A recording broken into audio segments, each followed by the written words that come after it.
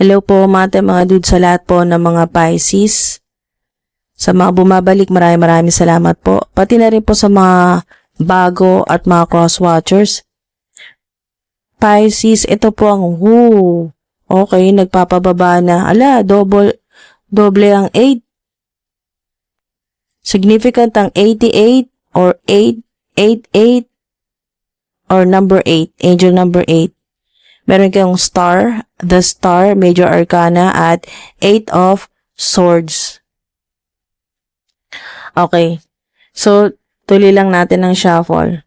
Kasi nakita ko dito sa star ay yung inyo pong panalangin, yung hinihiling po ninyo, yung pangarap. Okay? Dream life. Perfect na term na masasabi ko dito ay yung dream life po ninyo kasi the star. Okay?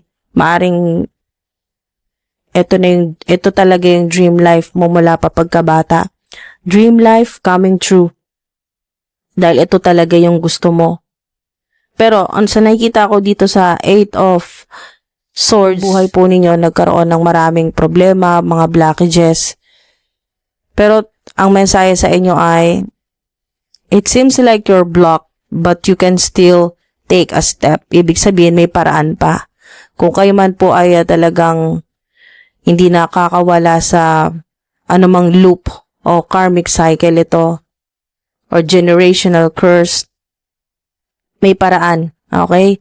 Basta matanggal mo lang yung takot, yung duda, yung mga uncontrolled thoughts, yung mga limiting thoughts, yung mga negatibo na paulit-ulit na bumabalik sa isip mo, na naaalala mo, naiisip mo, yung maiwasan mo yung overthinking, yan po, yung ikaw yung talagang pakiramdam mo lagi ka nahihirapan. Pag natanggal nyo po yan, magkakaroon ng rebirth, mapuputol yung loop.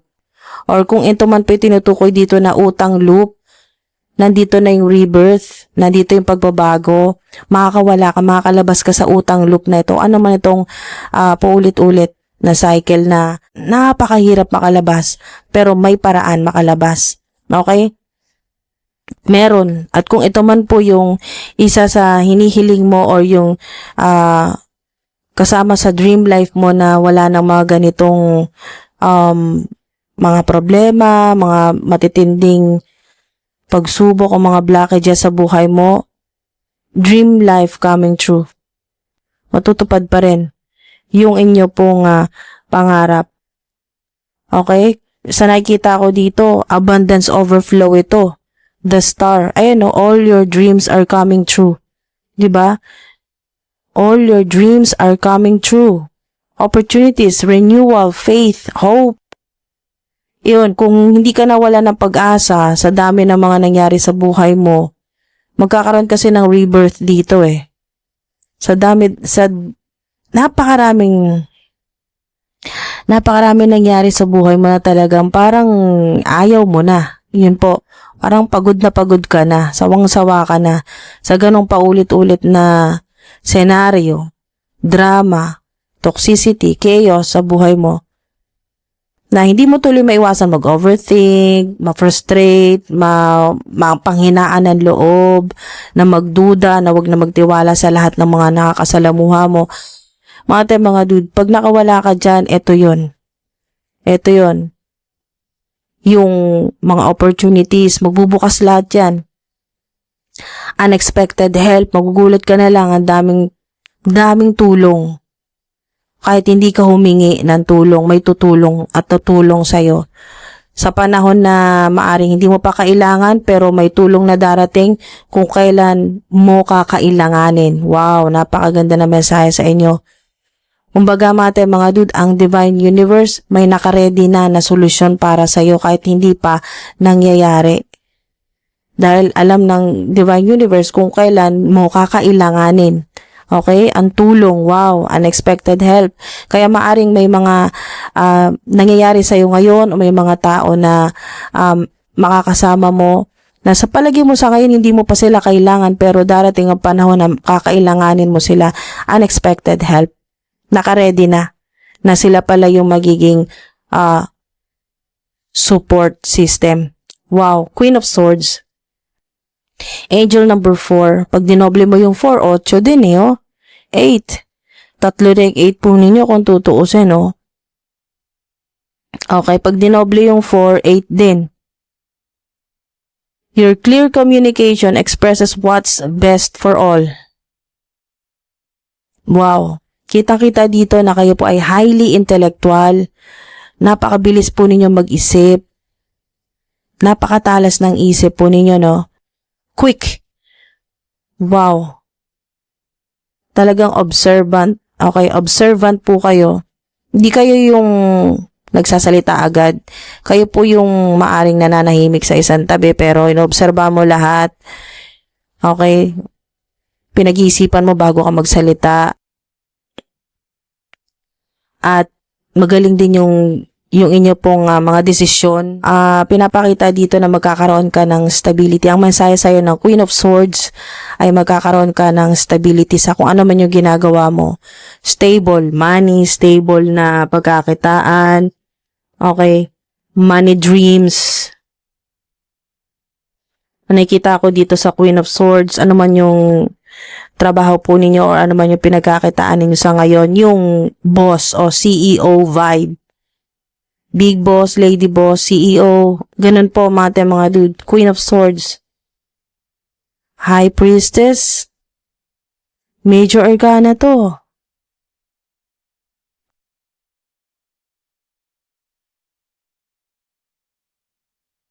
Meron dito na yung common sense ninyo, kung sinasabi na walang kapantay, yung common sense, yung wisdom, ancient wisdom, yung intuition, grabe. Mga dude, ito yung makakatulong sa inyo sa pagbabago na gusto mo.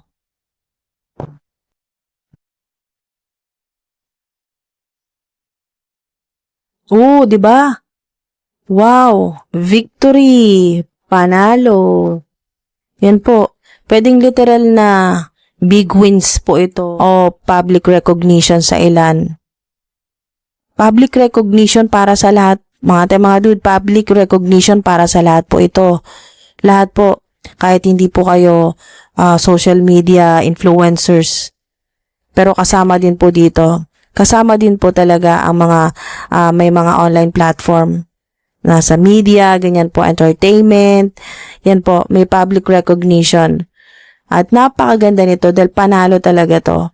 Maaring ilan sa inyo ay literal na humihiling na sana manalo ng malaki para magbago naman yung takbo ng buhay. Yan po, na matupad na yung pangarap sa buhay, makatulong para sa dream life po ninyo na talagang magkatotoo. Meron, yes yan. Yes ito. Definitely yes ang 6 of Wands. Ito po ay tagumpay dahil deserve mo to dahil alam niyo mga dude, hindi lumalabas ang 6 of Wands kung hindi ka dumaan sa sobrang hirap na mga talagang pagsubok, mga test, mga dude, ng Divine Universe. Ibig sabihin, ito yung mga nanalo sa battle. Literal na mga spirit, para kayong mga spirit warriors. Yan po. O yung pong maaaring literal na nasa battlefield po kayo sa spirit realm. Yung pong nakikipaglaban po kayo sa mga evil entities, negative energy, mga narcissistic people, mga psychopath. Okay, sa mga narcissistic, nagdadala sa inyo ng chaos, drama, toxicity. Ito yung mga nanalo sa laban. Okay? Panalo sa laban. Victory. Matindi ang pinagdaanan po ninyo, mga dude. Kaya yung mga naiinggit po sa inyo, ay hindi lang nila alam yung pinagdaanan po ninyo. Hindi mo to nakuha kung ano man po ito. Ito po, itong parating sa inyo, hindi nyo to nakuha ng isang hirap lang, isang gabi lang. Hindi po ganon. Matindi to. Napakatagal nito. Journey po ninyo, akala ng iba, napakadali lang. Pero hindi nila alam kung gaano kahirap ang pinagdaraanan po ninyo or pinagdaanan ninyo ng ilang taon. Kaya mga dude, Six of Wands. Okay, bago tayo mag-proceed sa cards, dito muna. Kasi meron ditong talagang mananalo ng malaki. Meron sa inyo mga humihiling, maring humihiling ng literal sa mga bituin or sa mga spirit guides po ninyo, sa mga ancestors po ninyo. Sana manalo ka ng malaki.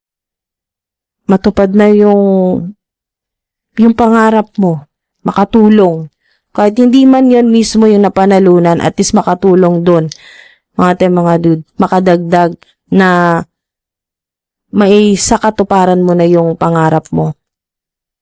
Pwedeng angel numbers ito, lucky numbers, lucky dates, weeks, months, 5, 7, 13. Yung mga nasa ibabaw. Mga dude, 5, 7, 13. Pero, isa-isahin ko po. Meron kayong 5, 9, 1, 3, 6, 11, 10.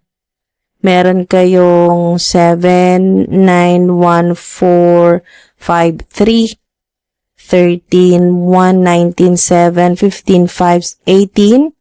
Okay. 15, 5, 18, 4, 11, 6, 14. May 20 pa. Okay. 20, 14. Victory, mga tandaan nyo po. Ano mang laban yan na kinakaharap po ninyo ngayon, panalo kayo, okay? Panalo, may pag-asa. Sa mga gusto naman po na makaiwas sa mga toxic na tao sa buhay po ninyo, nandito na yung cutting ties, okay? Siguro paalala sa inyo ng Queen of Swords na simulan mo na magkaroon ng boundaries. Maglagay ka na ng healthy boundaries sa mga taong sobra na, okay? Mga dude, alam nyo yun kung sino sila. Kilala nyo naman sila. Alam niya, nasa isip nyo ngayon kung sino-sino yung mga tao na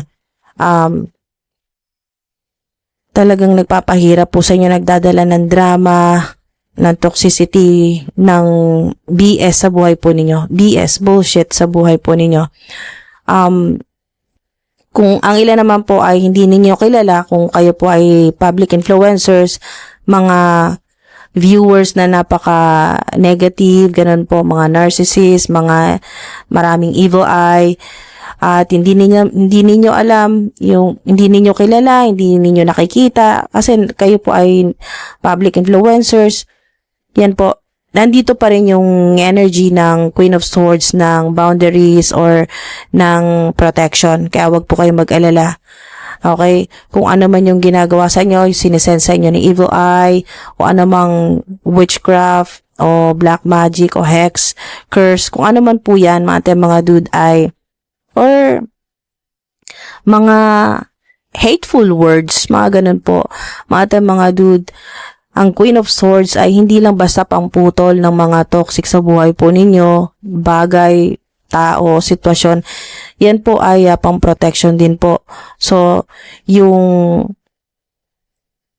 paalala, yung sinasabi po sa inyo dito ng Queen of Swords ay huwag kayong mag-alala, huwag kayong matakot na kayo po ay tamaan naman kung ano mang mga evil eye na yan, witchcraft, black magic, hex, curse, hindi po yan tatama sa inyo kahit napakarami pa nila. Okay, mga viewers po ninyo, marami kayong haters, mga enemies, hidden enemies, kahit napaka-powerful nila, kahit napaka-powerful, napakarami nila, hindi kayo tatamaan yan. Hindi tatalab sa inyo. Kayo po ay extremely protected. Heavily, divinely protected. Okay? Mga tandaan nyo po yan. At malayo pa man, hindi makakadikit sa inyo. Malayo pa kung ano man yung negative or evil eye na pinapadala sa inyo ay mapuputol na agad. Mawawasak, mababaklas, madidissolve, kung ano man po yan, tanggal agad. Okay? Hindi didikit sa inyo. Kaya wag na po kayong mag-alala. Kahit po takutin po kayo na may mga ganyan po na nananakot or nagsasalita or nagko-comment po ng masama, huwag po kayong magpa-apekto, mas maganda na hindi na po kayo mag-reply, hindi na po kayo pumatol. Yan po, hayaan niyo po sila dahil kung ano man yung pinapasa nila sa inyo ay babalik sa kanila multiplied. Mga dude. So, projected, meron kayong future days, weeks, months. Kung narinig nyo po yung mga binanggit ko kaninang mga lucky dates, lucky numbers, lucky dates, weeks, months, yan po maaring. Ito rin po yan, may connection yan dito sa projected. Okay, so kunin natin yung... Okay, kunin na natin itong tatlo. Kunin natin itong tatlong pahabol. Meron kayong TikTok, deadline, time running out. Okay? Kung meron mang mga deadlines or may mga kailangan kayong bayaran o isettle, huwag kayong mag-alala. Ito na. Maring ito yun. Yung mga blessing na darating sa inyo. Financial support mula po sa infinite source yan. Meron pa kayong unexpected po na pera.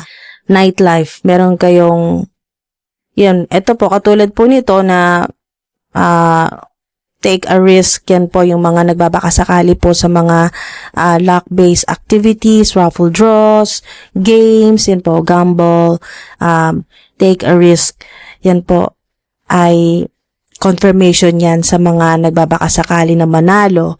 Yan po mga dude ay big wins po yan. Talaga, malaking amount yan. Na makakatulong yan dito sa dream life coming true. Okay? Sa dream life mo. Wow.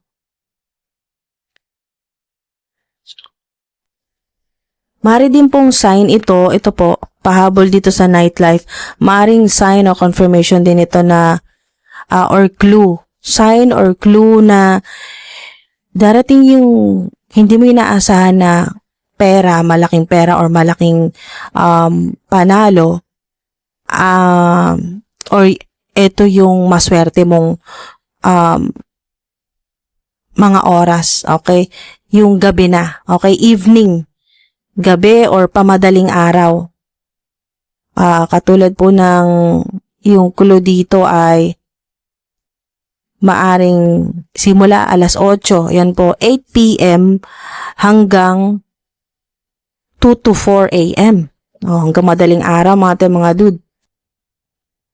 Maaring clue yan sa ilan or kahit hindi po tungkol po sa mga luck-based activities or yung pagbabakasakali po sa mga raffle draws, kahit hindi po ganon.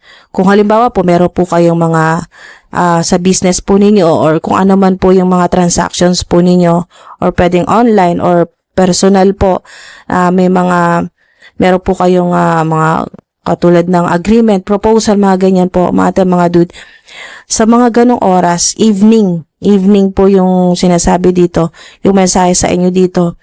Gabi or pamadaling araw na po, no? Gabi, pwedeng alas 8, yan nga po yung clue, 8 p.m. hanggang 2 to 4 a.m. naman po, madaling araw. Yan po yung mga maswerte po ninyong oras na yung pong pwede po ninyong gawin doon. Yung mga proyekto po ninyo, i-submit, proposal, agreement, or makipag-usap, yan po. Basta, alam nyo na po yan. Depende po sa kung ano yung inyo pong trabaho or part-time job. So, ano man po part-time job o negosyo.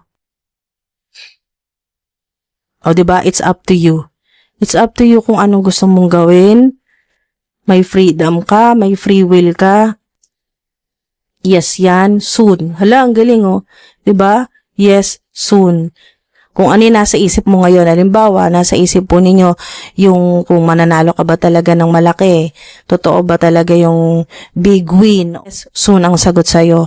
Or kung ano man po ito, public recognition po ba yan, yung talaga makikilala or magva-viral, yan po, o magiging successful sa negosyo, career, sa trabaho po ninyo, or makukuha na yung child support, financial support, alimony, o yung government po, yung pera mula po sa gobyerno na inaasahan po ninyo, or sa court case, yan po. Basta kung ano man po yan, yes, soon ang sagot po sa inyo. Wow. Alright, so sana may nakuha po kayo dito. Maraming salamat po sa mga sumama po sa akin hanggang sa dulo. Gamitin po ninyo responsibly. Yan po kung ano man po yung mga nakuha po ninyo dito ng mga high vibe, high frequency na mga mensahe. Ingat po kayo palagi mga dude hanggang sa susunod po.